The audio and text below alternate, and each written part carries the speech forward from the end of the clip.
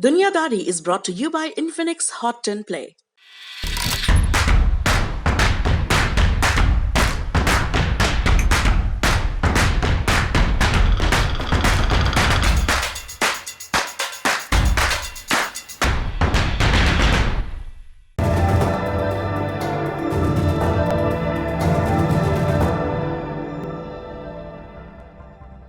अस्पतालों में जगह नहीं बची है।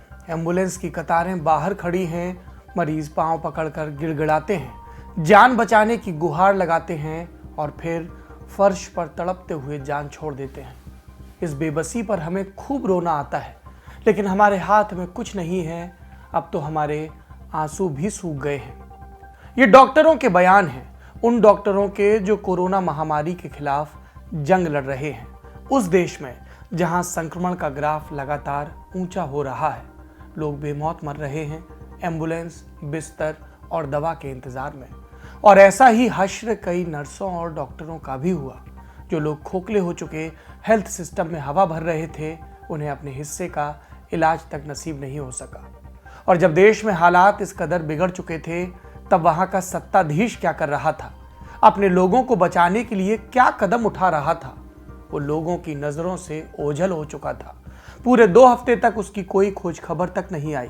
सिर्फ कुछ अफवाहें उड़ी कि उसे दिल का दौरा पड़ा है और उसका इलाज चल रहा है, कि वो सिंगापुर में है जहां उसकी मौत हो गई है, कि वो कोरोना वायरस से लड़ाई के लिए कोई बड़ा प्लान तैयार कर रहा है। लेकिन ये सारी अफवाहें झूठी थी और ये बताने के लिए नुमाइंदों ने तस्वीरें जारी की, जिसमें सत्ताधीश बीमार जनता को मुंह चढ़ा रहा था, गोल्फ खेल रहा था, बाइक चला रहा था, सुकून से जॉगिंग के मजे ले रहा था, मानो देश में बाहर आई हो। जनता ने दिल पर पत्थर रखकर उम्मीद बांधी। उन्हें लगा छुट्टी से वापस लौटने के बाद वो शायद सब ठीक कर दे, लेकिन ऐसा नहीं हुआ। वापस आकर उसने एक बयान दिया कि हम इस मामले में कुछ नहीं कर सकते, इस बीमारी से अभी और लोग मरेंगे। ये सब किस देश में हो रहा है? कहां पर समता दिख रही है आपको? कोरोना महामारी की भयावहता का उस देश में स्तर क्या है? लोगों के सामने आगे का रास्ता क्या है? सब विस्तार से बताएंगे। नमस्ते, मेरा नाम सौरभ द्विवेदी है और ये इंटरनेशनल खबरों का डेली बुलेटिन दुनियादारी है। फिलीपींस में इन दिनों एक ऑनलाइन पिटीशन चल रही है। हजारों लोग इस पर दस्तखत कर चुके हैं। इन लोगों की मांग है कि राष्ट्रपति रोड्रिगो दुतेर्ते अपने पद से इस्तीफा दें। और इसकी वजह, लोगों का कहना है कि फिलीपींस बर्बादी के मुहाने पर खड़ा है। जिस दौर में उन्हें नेतृत्व की सबसे ज्यादा जरूरत थी, उस मौके पर वो असफल रहा। दुतेर्ते ने देश को फेल कर दिया। इन आरोपों में काफी हद तक सच्चाई भी है। राष्ट्रपति दुतेर्ते महामारी के बीच में कई बार छुट्टियां मनाने निकले। जानकार बताते हैं कि राष्ट्रपति ने कभी कोरोना को गंभीरता से लिया ही नहीं। ना तो उन्होंने टेस्टिंग पर ध्यान दिया और ना ही कॉन्टैक्ट ट्रेसिंग पर। उनकी कोविड रिस्पांस टीम में भी ऐसे लोग रखे गए जिन्हें विषय की जानकारी नहीं थी। उदाहरण के लिए कोविड टेस्टिंग के मुखिया पेशे से अर्थशास्त्री हैं। उनका मानना है कि ज्यादा लोगों की टेस्टिंग करने का कोई फायदा नहीं। जिन्होंने सरकार की खराब नीतियों का विरोध किया, उस टास्क फोर्स में उन्हें टीम से बाहर निकाल दिया गया। पिछले बरस राष्ट्रपति के पास इंफ्रास्ट्रक्चर पर काम करने का मौका था, लेकिन उसे गंवा दिया गया। इसका असर अब देखने को मिल रहा है। कोरोना की दूसरी लहर ने फिलीपींस को जमीन पर पटक दिया। पूरा हेल्थ सिस्टम ईश्वर के भरोसे है। हालात यहां तक पहुंच गए कि नए बेड तैयार करने की संभावना भी ना के बराबर है और इसकी वजह है नर्सों और डॉक्टरों का पलायन। अल जजीरा की रिपोर्ट के मुताबिक पिछले साल जनवरी से अक्टूबर के बीच लगभग 10,000 नर्सों ने देश छोड़ दिया। कम सैलरी और बेसिक सुविधाओं की कमी के चलते ये कदम उन्होंने उठाया और सरकार इन्हें रोकने में असफल रही। अगर आज के दिन मरीजों के लिए नए बेड बना भी दिए गए तो उनकी देखभाल के लिए नर्सें नहीं होंगी।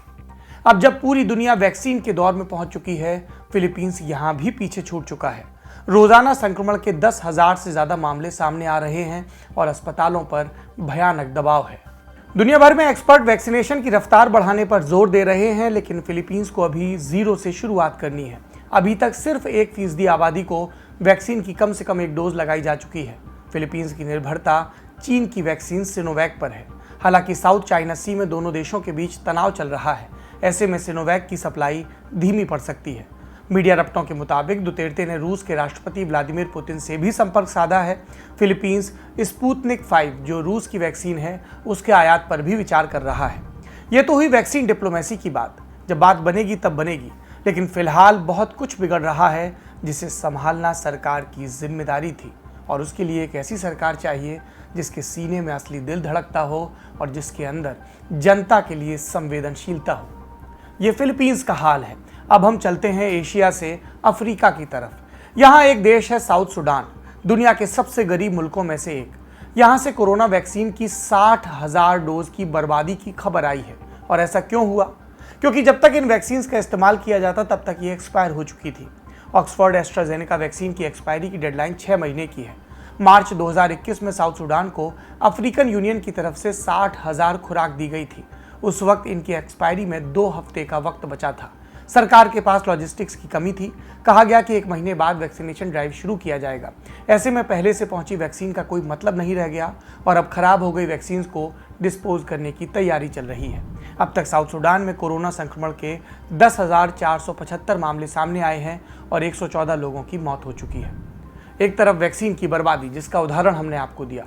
अब वैक्सीन की कमी वाले देश में चलते हैं। कनाडा कोरोना संक्रमण की तीसरे दौर का सामना कर रहा है। यहाँ सबसे ज्यादा प्रभावित प्रांत है ओंटारियो और सबसे अधिक आबादी वाला प्रांत भी यही है। वायरस का नया स्ट्रेन यहाँ तेजी से फैल रहा है। नए संक्रमण में लगभग 70% हिस्सेदारी इसी नए स्ट्रेन की है। ओंटारियो तीसरी लहर में हॉटस्पॉट बनकर उभरा है। 17 अप्रैल तक औसतन 1 लाख में से 2,841 लोग कोरोना से संक्रमित हो चुके थे। इस बार वाली लहर में मरीजों को आईसीयू की ज्यादा जरूरत पड़ रही है। अस्पतालों पर अचानक से दबाव बढ़ गया है। स्टाफ मेंटल ट्रॉमा से जूझ रहा है क्योंकि उन्होंने ऐसी स्थिति की कल्पना भी नहीं की थी। कनाडा के प्रधानमंत्री जस्टिन ट्रूडो ने कहा है कि बाकी प्रांतों से हेल्थ वर्कर्स को ओंटारियो भेजा जा रहा है ताकि पहले से परेशान मेडिकल स्टाफ का भार हल्का किया जा सके। इसके अलावा वैक्सीन लगाने की उम्र सीमा भी घटाई गई है। अब 40 साल या उससे ऊपर की उम्र के लोगों को वैक्सीन लगाई जा सकेगी। पहले ये लिमिट 55 वर्ष की थी। एक्सपर्ट्स का कहना है कि अगर अभी स्थिति को काबू नहीं किया गया तो पूरा हेल्थ सिस्टम ढह जाएगा। मई तक आईसीयू में जगह तक नहीं बचेगी और डॉक्टरों को फिर ये तय करना पड़ेगा कि किसे पहले इलाज दिया जाए। इतना ही नहीं, जून तक एक दिन में 30,000 तक संक्रमण के मामले भी सामने आ सकते हैं। फिलहाल ये आंकड़ा लगभग 5,000 प्रतिदिन का है। ये तीनों खबरें नकारात्मकता से जुड़ी हैं, उसी भाव से ग्रसित हैं। अब एक उम्मीद वाली खबर भी सुना देता हूँ। ये खबर है ग्रीस से। सरकार ने कुछ देशों से आने वाले टूरिस्टों के लिए अपने दरवाजे खोले हैं। ये देश हैं यूरोपियन यूनियन के, अमेरिका के, इसके अलावा यूके, सर्बिया, इजराइल और यूएई। इन देशों से आने वाले ऐसे पर्यटक जिन्होंने वैक्सीन की डोज लगवा ली है या जिनकी कोरोना रिपोर्ट नेगेटिव है, उन्हें अब क्वारंटीन होने की ज़रूरत नहीं होगी। 11 मार्च 2021 को पर्यटन मंत्री हैरी थियोहैरिस ने इस बाबत ऐलान किया। कहा कि 14 मई से ग्रीस को पूरी दुनिया के लिए खोल दिया जाएगा। एंट्री के लिए नेगेटिव रिपोर्ट दिखानी होगी या फिर वैक्सीनेशन का प्रूफ। 19 अप्रैल के पहले चरण में दुनिया के एक हिस्से के लिए ग्रीस को खोला गया है। ग्रीस के लिए ये बेहद ज़रूरी है क्योंकि उनकी इकोनॉमी में टूरिज्म सेक्टर बहुत अहम है। ये देश की जीडीपी का 20% कंट्रीब्यूशन करता है और हर 5 में से देश में एक जॉब टूरिज्म से जुड़ी है। पिछले साल महामारी और सीमाबंदी की वजह से ग्रीस को भारी नुकसान उठाना पड़ा था। उम्मीद जताई जा रही है कि इस साल उस हानि को पाटने की कोशिश होगी। इस ऐलान के बाद ग्रीस में होटलों की बुकिंग भी बढ़ गई है। कई होटल मई और जून के महीने के लिए 70% तक बुक हो चुके हैं। यानी नाउम्मीदियों के दौर में संभावनाएं खुल रही हैं। ग्रीस से क्या सीखा जा सकता है, इस पर ध्यान देने की ज़रूरत है। ये था हमारा बड़ी खबर सेगमेंट। अब बढ़ते हैं सुर्खियों की तरफ। पहली सुर्खी पाकिस्तान से है। रपटों के मुताबिक तहरीक लब्बैक पाकिस्तान के मुखिया साद रिजवी को रिहा कर दिया गया है। इससे पहले आंतरिक मामलों के मंत्री शेख राशिद ने प्रदर्शन कर रहे टीएलपी नेताओं से मुलाकात की। टीएलपी की 4 मांगों में से एक रिजवी की रिहाई थी। इसके अलावा फ्रेंच राजदूत को पाकिस्तान से निकालने की मांग रखी गई थी। पाकिस्तान की नेशनल असेंबली में आज इसको लेकर एक प्रस्ताव पेश हुआ।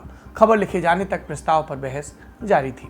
अगर आप टीएलपी के प्रदर्शनों पर विस्तार से जानना चाहते हैं तो दुनियादारी का पिछला एपिसोड देखें, जिसका लिंक आपको इस एपिसोड के डिस्क्रिप्शन में मिल जाएगा। दूसरी सुर्खी क्यूबा से है। Miguel Diaz Canel Cuban communist party के फर्स्ट सेक्रेटरी चुने गए हैं। अब वो 2 महत्वपूर्ण भूमिकाओं में नजर आएंगे।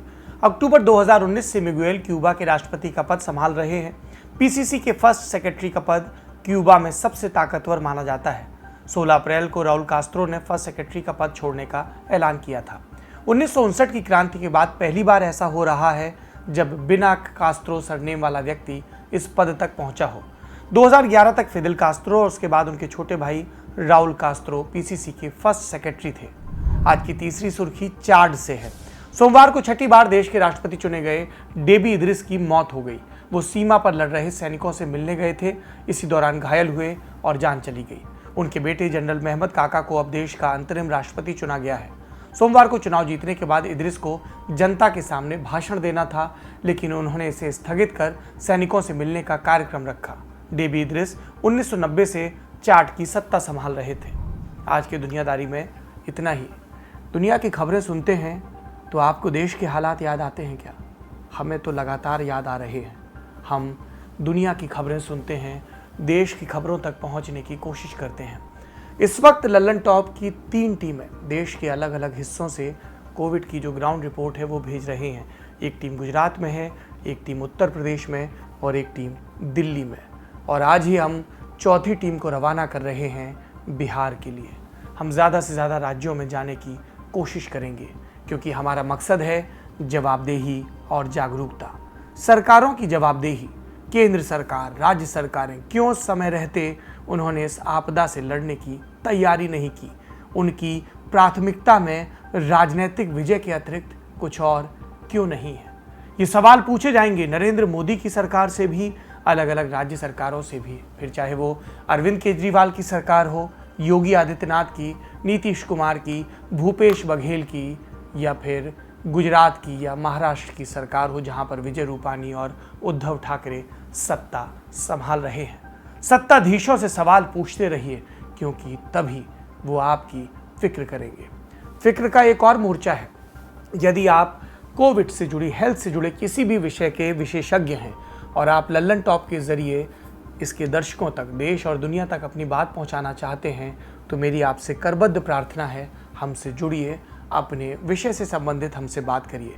इसके लिए आपको मेल भेजना होगा। हमारा ईमेल आईडी है covidcare@lallantop.com। सब्जेक्ट में एक्सपर्ट एडवाइस ज़रूर लिख दीजिएगा।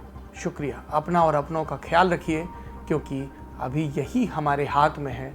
जिनको ख्याल रखना था, उन्होंने हमें और आपको अपने ख्याल से कब का निकाल दिया है।